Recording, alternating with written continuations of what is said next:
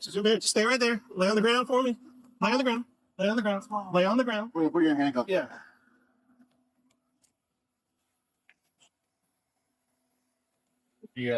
Orlando, Florida, August 17th, 2024. A stranded passenger trespasses on an active airport runway under Section 810.09. How you doing? How you doing? Terrible. Terrible. Do you have ID on you, sir? Hi, I'm Sierra 60. What's going on? How do we get so far out here? Told me to go to the Hilton. Couldn't find it. The Hilton? Yeah. Okay. Hello. Can you do me a favor? I'm not doing well. You had a huge speech, so I'll call you back. What? Yep. Can we take your backpack off? Just sit on the ground, please. Thank you. So how'd you get all the way out here, though? That's what I'm confused about. You didn't think at some point you saw the airplanes that maybe you went too far, or what's it? I walked that away. From where? From where? Yeah, where did you come out here from? Past TSA. I've got them here with me. You remember the gate number? I was at 120. Apparently they're trying to get you on the radio. I think Tom Sender's trying. I'm on the radio now. Yeah, he's on the radio now. Mark, would it be more comfortable to have a conversation elsewhere? Just stand by. So you came from gate 112? 128. 128? And you walked past all these airplanes and everything? I missed my flight. They told me to go to the Hilton. I didn't. Someone stole my phone. 21 to 175 on tram now. Walking on that way, and then walked all the way in a circle. But you didn't think at any point you shouldn't be out here? I wasn't here. I've been walking for 6 miles since like 8 o'clock. Walking from all around here, out here? Basically, yeah. Okay. I walked past 2 gates. I asked the guys there to let me through. They wouldn't let me through. So I just kept walking. Okay. But I mean, at any point you saw all these airplanes, you thought I probably shouldn't be out here? She told me to go back to the airport. I went up to the Hyatt, and they told me it was $269 per room. I didn't realize I was missing my $500 bracelet. So I tried turning back to find it, and apparently it's the wrong road that I was on. And I am sorry. But my question is, once you saw these airplanes, you thought maybe I shouldn't be out here? That never occurred to you? I was over there. But yeah. It did or did not? Looks pretty similar. Where was I? You saw me for another picture of it. So my question is, how did you get outside? Outside? Outside to where all these airplanes are. How did you get out here on the ground? Fence by the Hyatt. So you jumped the fence? Yes. Okay. Why did you jump the fence? Because I'm missing a $500 bracelet that I So you thought it was okay to jump the fence to retrieve a bracelet? Why didn't you call the police, call somebody, lost and found? Because it's 7 miles of road that I just walked that I don't think you would. So you thought it was okay to jump a barbed wire fence? No. No? You didn't think it was okay? I thought it was my only. It's from my oldest friend. Okay. Huh. And I thought it was the same road. She told me that the road that I was on was public, and it looks exactly the same. Who told you that? She did. The road that you were on before you jumped the fence? So, sort of. I was walking. I don't know which road it was, but it felt like it. That's why I'm asking her. I don't know what road I was on. I was walking inbound this way. Okay. There's a big ass circle from that side of the airport all the way around. And then I was coming down, and then I got to the Hyatt. They told me it was insanely expensive. So then I realized my bracelet was missing. I tried getting back on the same road, going back to see where I lost it. Okay. And it genuinely, because I don't have $300 to spend on a night to sleep in, so I might as well look for a $500 bracelet. So when you jumped the fence, there was barbed wire on the fence, correct? Not where I jumped technically, yeah. What do you mean technically? What does that mean? I didn't jump over barbed wire, but there was barbed wire on the same fence, yes. Okay. Well, you didn't see a sign at any point that said no trespassing? Because they're like every 20 feet. You never saw a sign? Okay. To be fair, I was pretty much looking at the ground after I got over the fence. You what? I was pretty much looking at the ground after I got off the fence, and I was looking at the same spot. I'm in on the other side of the fence. Please tell me I'm not delaying any flights. What's up? 175. Yeah, this is a big deal. You can't do this kind of thing. So we gotta get some questions answered so we can figure out how we're gonna proceed from here. Okay. Do you have any weapons on you, anything like that? Anything in your pockets? Headphones and 2 vapes. What? Headphones and 2 vapes. Okay. So the thing we're gonna have to do now is figure out how you got in here. So where was this fence that you're talking about? Where the Hyatt is, there's about 3 floors worth of concrete and stairs that goes like this that leads to a dead end and a door. With 2 fences that go like this. So Hal's died in the Hyatt? Yeah. You go outside, like walking out the main door to the right, go to the right, go to the right. Okay. Did you hear an alarm sound when you opened that door? Was that between the trams where you walked out? 175 going. 175. Florida trespass law distinguishes between public retail spaces and designated operational areas. The intent to retrieve lost property does not negate the act of breaching a secure perimeter. Under Section 810.09, trespassing in a restricted operational area of an airport is automatically elevated to a third-degree felony. The statute prioritizes physical boundary breaches over the intruder's subjective motive, establishing a strict liability environment for aviation security. By admitting he climbed over a fence equipped with barbed wire to access the tarmac, the suspect has already satisfied the physical elements of the crime. This renders his missing bracelet defense legally irrelevant, as the law does not recognize property retrieval as an exception to runway security protocols. Driver's license for Bradley Stephen Nicholson out of Missouri, Coast Pay. Just have a seat for me, okay? 1027. Just have a seat for me. Just have a seat for me. Have a seat. Just have a seat. Really? Just have a seat. Here. Thank you. You sit on your butt, that's fine.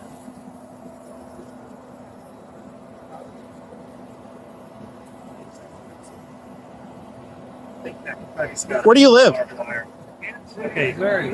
Missouri? How'd you get to Orlando? A plane. On a plane? Are you visiting somebody? Work. You came here looking for work, or you have work down here? I have work down here. Where do you work down here? United States Postal Service invited me on a conference to come here. The Postal Service Yes. invited you to a conference. Yes. Do you work for the Postal Service? So you have credentials and everything? Yes. Where are those credentials? In my bag. In your bag. Okay. All right. Now we're getting somewhere.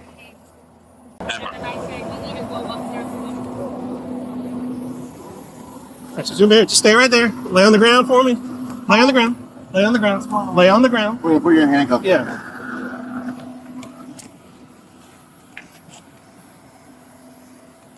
You signal too? No. It's just trespassing. How do you get this far? He said he jumped the fence by the Hyatt. I think when that 29 came out for the security door, Yeah. I think that was him. That security door was the west checkpoint. Oh, was it? Yeah. Okay. All right. Just stay right there for me, okay? We're going to stand you up real quick, okay? You're just detained for right now. We're going to go to the back of my car.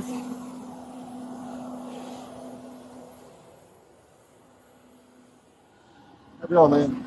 All right, do you have any weapons on you, knives or needles or anything like that? Nothing? Okay. All right, I trust you. I'm just going to have to search you real quick. Just lean against the car for me. Backwards. Oh, face the car though. Yeah, just face the car. Just going to readjust these, okay?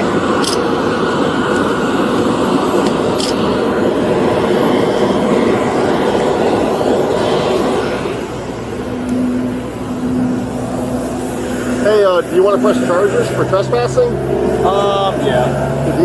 Yeah. I gotta read him his rights, but it sounds like he just did it just to do it.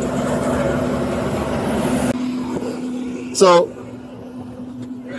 I got some questions. I kind of know what's happening, but I want to know the specifics. I'm curious of how you got back here. You know, it's an airport. It's supposed to be tight security. So I'm actually kind of shocked on that. I'm gonna balance the two things. I'm sorry? I'm gonna balance the two things. I can help you with security issues, or I really want to get home, man. Like that's genuinely. In Missouri? Yes. Okay. Well, I gotta ask you some questions about that stuff, okay? Because right now you're trespassing. You can't be back here.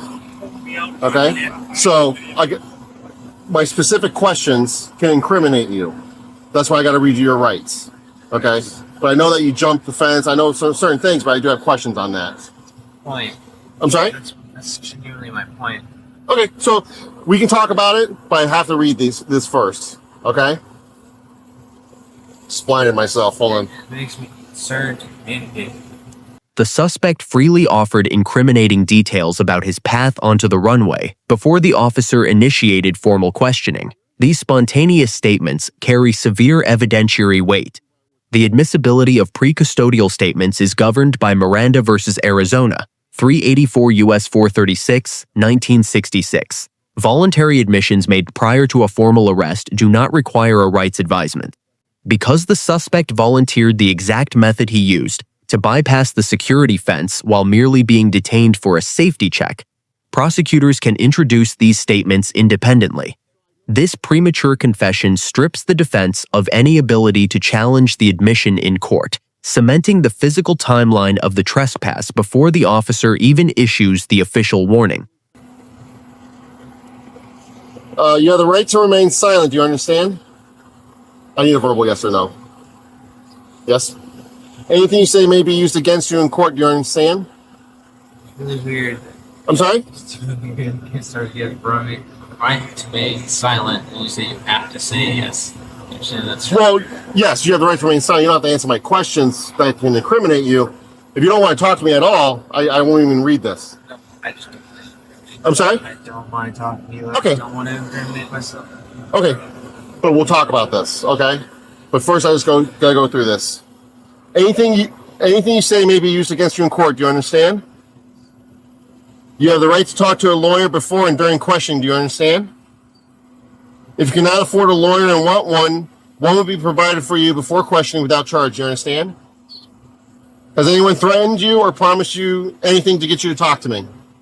Okay, so that's why I want to figure out if you did something stupid by luck or you're purposely trying to do what you're trying to do.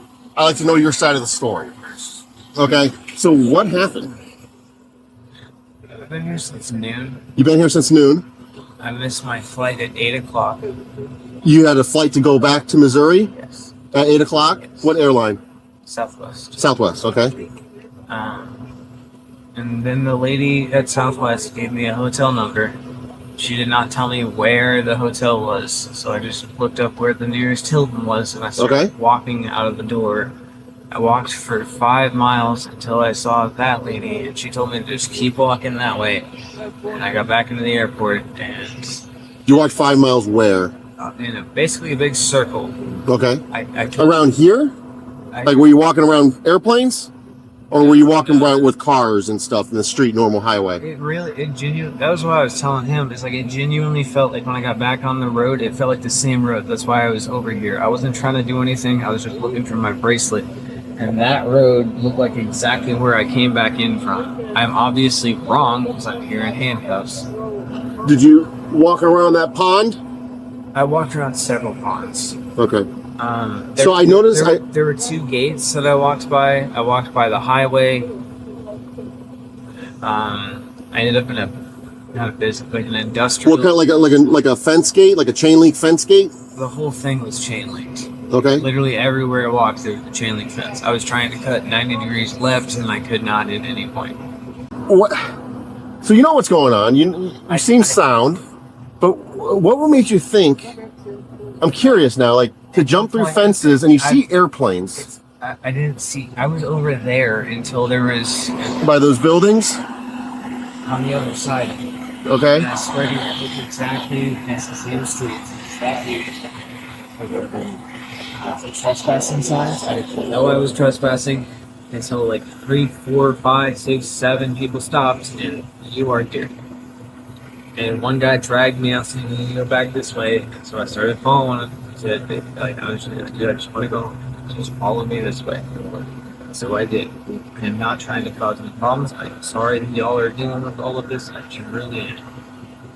I just want to go home. I'm deeply sorry, sad that losing a bracelet is one of my best which hurts. It's possible not to get back. That's the only reason I came over on this side of the fence was because I am losing a $600 bracelet that my best friend gave me. So how did that bracelet get around here?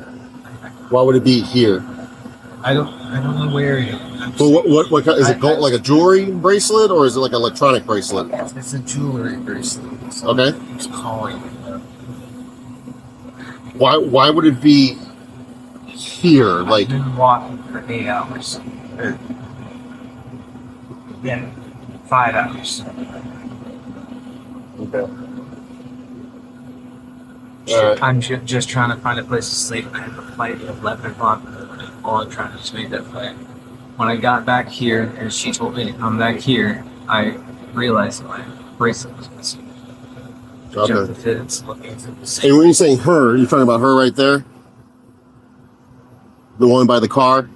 I believe so, yes. She said that when she found me, or initially, I was on a public road. Where I got in looked exactly the same. Like exactly the same. So I'm sorry, I did not mean to be on private property. Nothing said, I understand the concept of offense. But I swear to God, the entire 6 miles that I walked, there was a fence along the entire road. She said it was a public road. Cool. All right, let me go talk to them. Just hold tight for me, okay?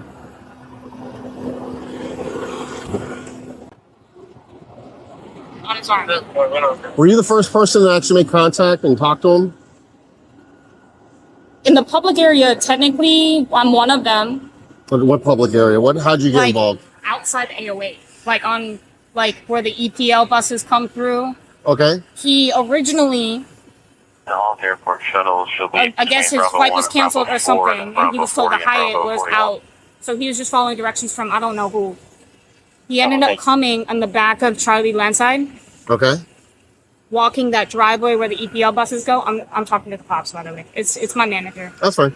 And then so my guard at Charlie Landside was, you can't be here, you need to leave.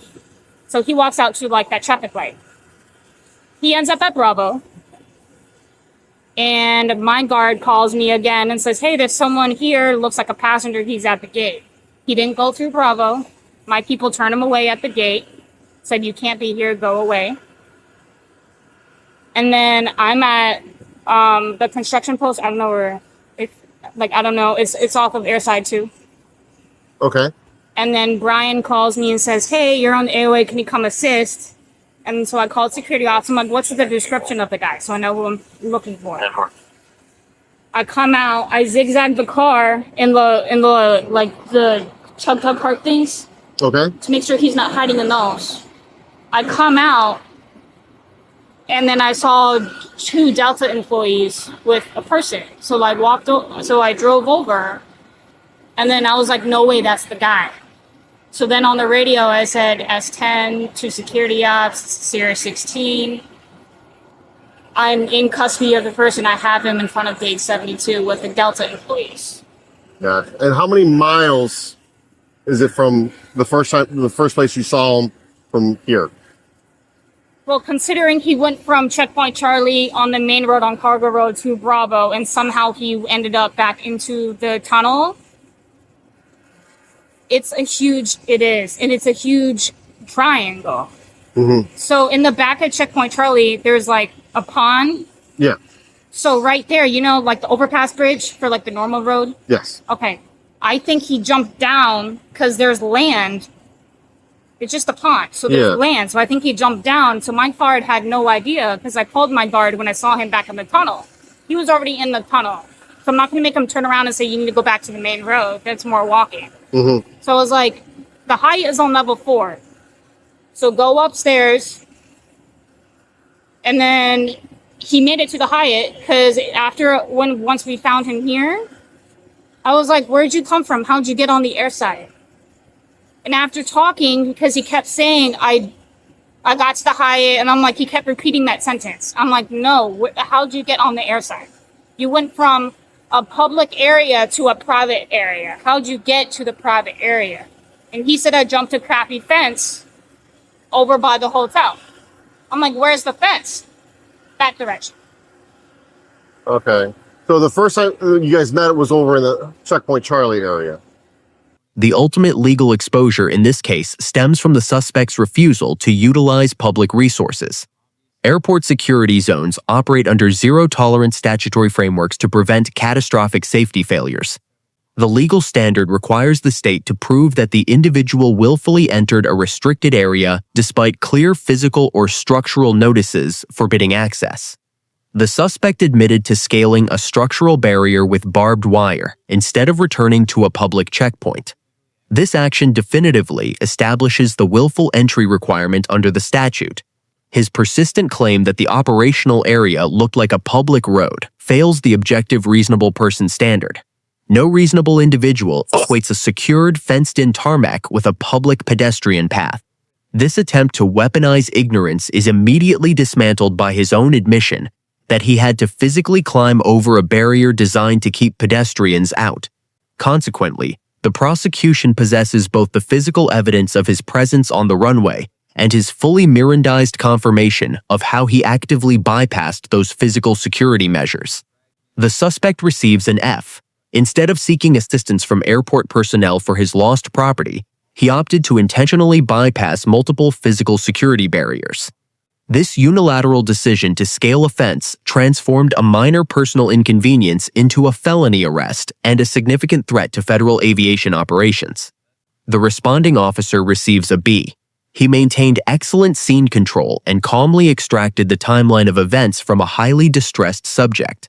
However, the officer allowed the suspect to volunteer extensive and highly incriminating details before delivering the formal Miranda warning, marginally risking the admissibility of those initial statements. Airport loss prevention and security receive an A. They successfully tracked an unpredictable individual across a massive and complex physical footprint. Their ability to coordinate multiple units and secure the individual without disrupting active flight operations demonstrates a highly effective and measured response protocol. Aviation security relies on absolute physical boundaries. Once a restricted perimeter is breached, personal emergencies offer no legal shield against felony prosecution.